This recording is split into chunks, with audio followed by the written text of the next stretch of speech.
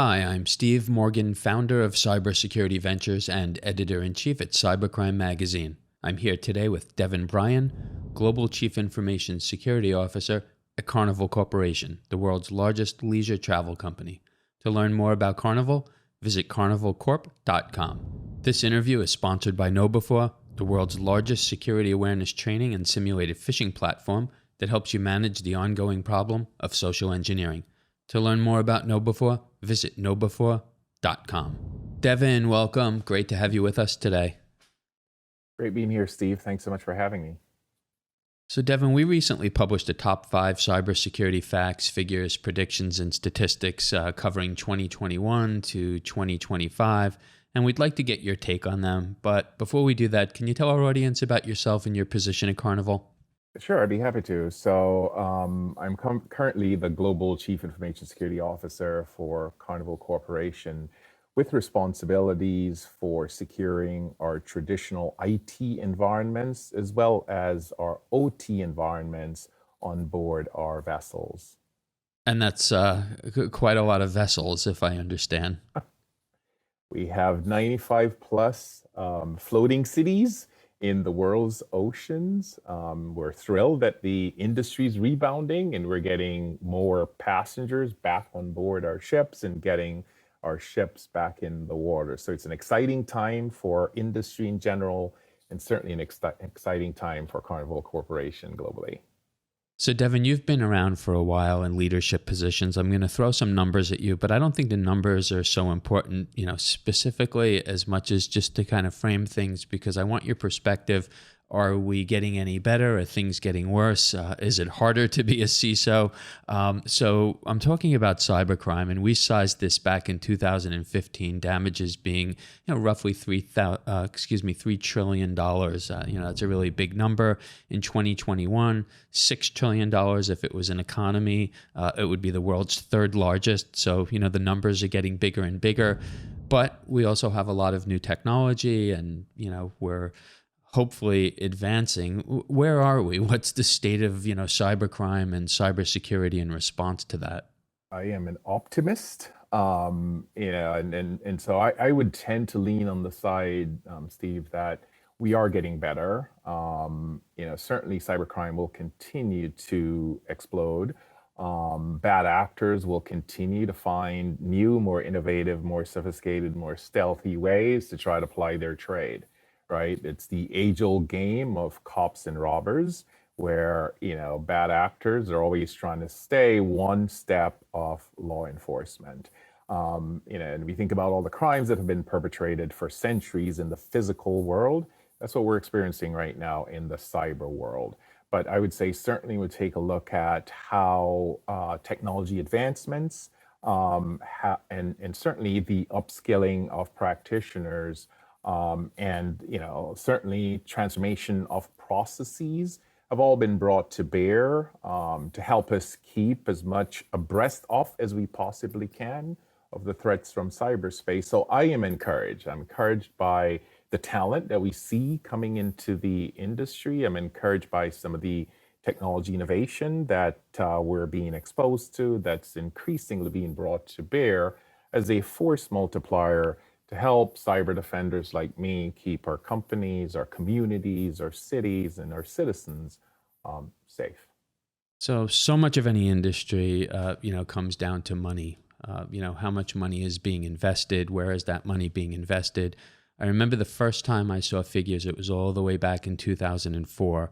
And the cybersecurity market was sized at about $3.5 billion. And that seemed like a really big number at the time, because the antivirus market was about $1 billion of that.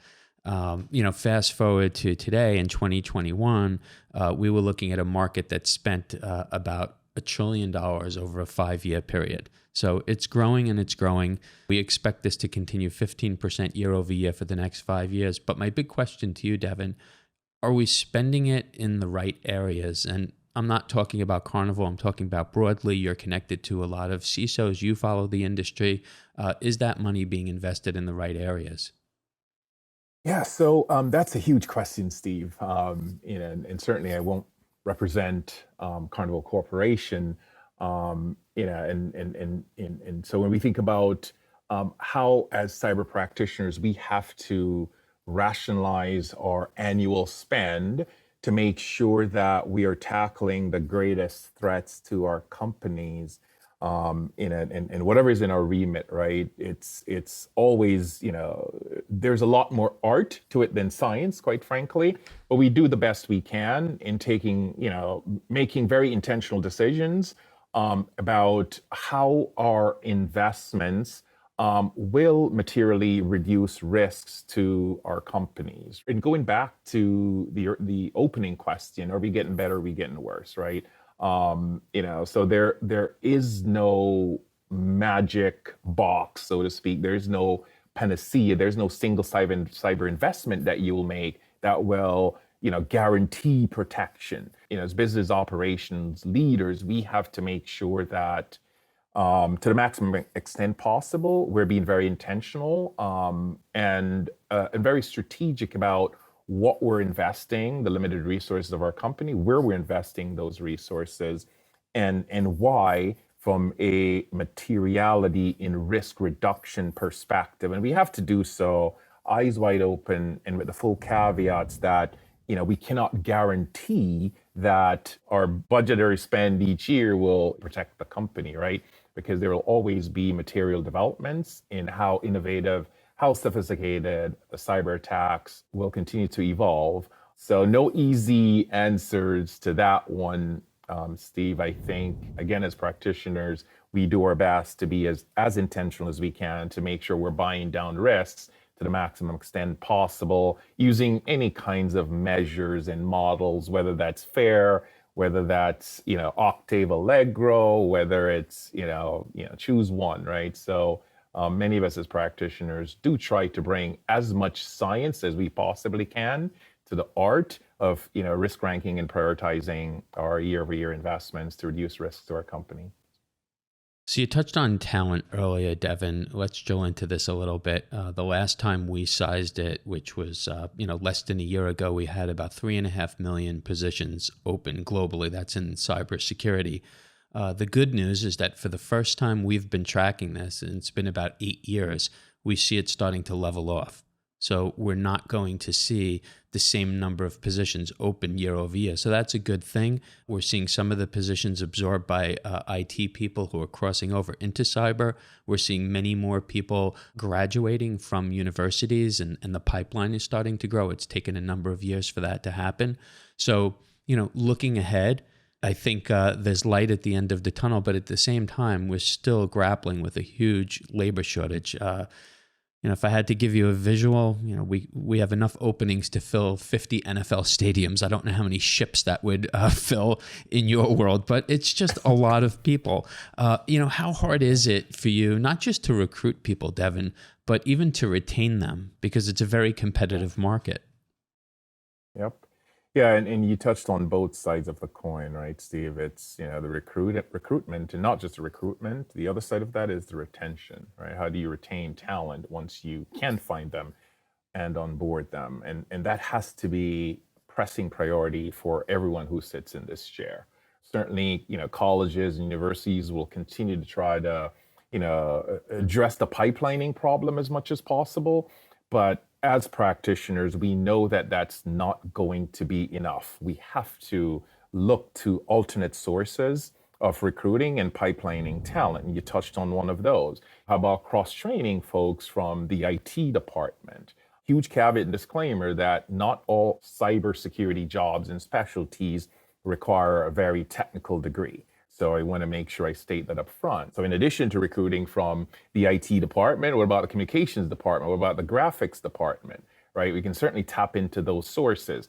As a former United States Air Force military veteran, certainly looking to transform as many of the warriors, our nation's former warriors, as we possibly can into being cyber warriors. They're very tangible, very traceable skills that translates really well from folks who've been in any branch of our military into what we have to do as defenders in cyberspace. So we also have to look at internship programs, co-op programs, job training programs, Steve, because we cannot hire fast enough to fill, especially the higher end, more technical jobs that we need to be successful. So we have to be very broad, very wide in the pipelines that we're trying to create to help to fill the vacancies within our companies. And then, once we get these wicked awesome talent on board, we have to be very deliberate in how we create retention program, for these practitioners, right? We cannot just expect folks to stay because they love the organization. There's certainly an element of that. You've got to sell folks on the mission. You've got to make sure that they're being valued. You've got to give them, opportunities to stretch themselves, interesting projects, interesting, opportunities to develop, where they want to develop and not just where you want them to develop, right? And then certainly we have to compensate them fairly. That's, perhaps the least important for several of our practitioners. We give them interesting opportunities. We, make sure they feel valued. We make them feel that their contributions matter. They're part of something larger than themselves. And then we just give them wings and watch them fly. So if I come to work for you, do I get to go on a cruise? On several cruises. We have 9 cruise brands, over 90 plus vessels. And yes, we do to make sure we take care of our employees at Carnival Corporation. Yeah, well, in all seriousness, I'm sure it's an exciting company and, one that a lot of people are interested in. So getting serious here, Devon, if there's one thing that really scares me personally, it's ransomware. This is something that we've been talking about. When I say we, I'm talking about the community, all of us, whether it's the media, cybersecurity experts, practitioners. We've known about it for a very long time. And we've been advising, the government has gotten more and more involved, and yet we're still in a place where the threat continues to grow. To give you, some numbers, last year, 2021, the annual damages were about $20 billion. That's a global figure. And we're looking at that growing to $265 billion over the next decade based on, the growth pattern that we're seeing. So it's just a lot of damage. The frequency, to put it into perspective, a ransomware attack about every 11 seconds last year. And, if this trend continues, we're going to see something like every 2 seconds in 10 years from now. Hopefully that doesn't come to pass. But how much time do you spend? How much time do your peers spend thinking about ransomware, preparing for it, educating the board on it? And do you think this, has light at the end of the tunnel? So I would say, I can't speak for all of my peers, but I'll say that I'd be surprised if ransomware and, the very real threat from ransomware isn't top of the stack from a risk perspective for most of the folks who sit in this chair. So you're absolutely right. It has dominated the headlines. It has dominated the tops of our risk register, and will be an area that we continue to focus on. To your point, from an education awareness perspective, right? That certainly is a very important part of our charge.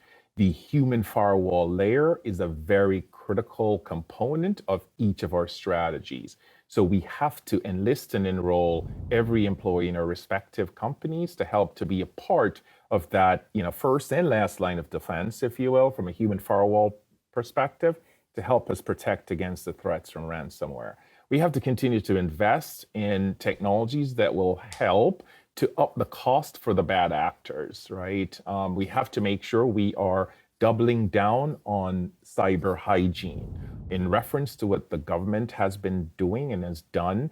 Certainly hat tip to Jen Easterly at DHS CISA and Chris Inglis, or National Cybersecurity Director, the National Cybersecurity Directorate, for how forthcoming they've been with, really helpful, really actionable intelligence, if you will, and helping folks on the front lines protect ourselves. Certainly, many of the initiatives under the broader umbrella of the Shields Up campaign that Jen Easterly and DHS has led has certainly been very helpful, very instrumental in us as practitioners internalizing those recommendations, internalizing those alerts, and robusting our defenses, so to speak.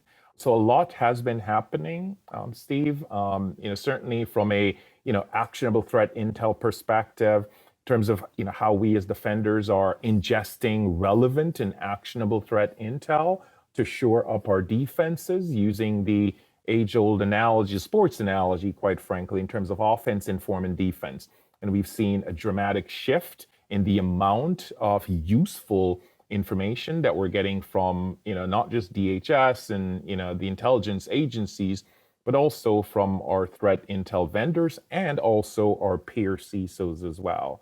So no easy solution for ransomware, but there's certain things that as defenders, we have to continue to drive to make it a little bit more difficult for those bad actors who will seek to exploit this particular vector to cause us harm. So certainly above and beyond the hygiene stuff, the human firewall stuff, we have to be also paying attention to our cyber resilience factors.